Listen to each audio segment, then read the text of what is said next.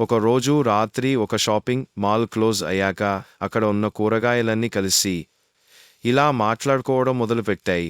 మన అందరిలో ఎవరు గొప్ప అని వాదించుకోవడం మొదలుపెట్టాయి. అయితే పక్కన ఉన్న మిరపకాయ ఇలా అంది, మీకున్న ప్రత్యేకతలు చెప్పండి, ఎవరు గొప్పో. నేను ఒక పేపర్ పై రాస్తాను, ఎవరు గొప్పో తెలుస్తుందని అంది.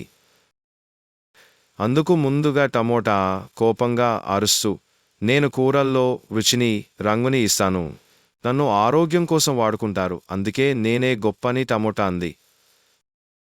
పక్క ఉన్న బంగాళాదుంప కూడా నడుచుకుంటూ వస్తేలా అంది, బంగాళదుంప తినడం వల్ల కార్బోహైడ్రేట్స్ ఎక్కువగా ఉండటం వల్ల శరీరానికి త్వరగా శక్తిని అందిస్తాను, రోగనిరోధక శక్తిని పెంచుతాను మరియు చర్మ ఆరోగ్యానికి మంచిది, రక్తపోటును నియంత్రిస్తాను, గుండె ఆరోగ్యానికి సహాయపడతాను, జీర్ణక్రియను మెరుగుపరుస్తాను అని తన కోసం ఇలా గొప్పగా చెప్పుకుంది.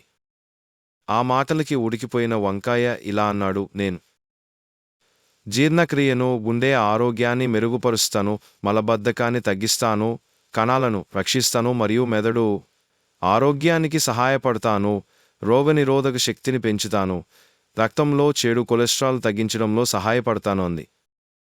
వెంటనే క్యారెట్ కూడా తన కోసం చెప్పడం మొదలుపెట్టింది, నేను కంటి ఆరోగ్యం మెరుగుపరుస్తాను, రోగనిరోధక శక్తిని పెంచుతాను, జీర్ణక్రియను మెరుగుపరుస్తాను మరియు మలబద్ధకాన్ని తగ్గిస్తాను, చర్మాన్ని రక్షిస్తాను మరియు వృద్ధాప్యఛాయలను తగ్గిస్తాను, రక్తపోటును నియంత్రిస్తాను, గుండె ఆరోగ్యానికి సహాయపడతాను అంది.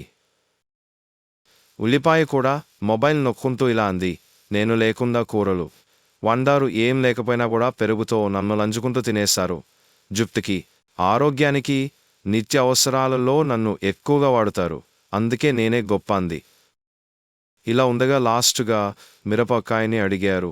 అందుకు మిరపకాయ ఇలా సమాధానం ఇచ్చింది, నేను గొప్ప అని చెప్పను, అలా అని గొప్ప కాదని చెప్పను, మనలో ప్రతి ఒక్కరికి ఏదొక ప్రత్యేకత ఉంది, అందరూ కలిస్తేనే మంచి రుచిని, మంచి ప్రత్యేకతని, మంచి ఆరోగ్యాన్ని కలిగి ఉంటాం అని చెప్పింది.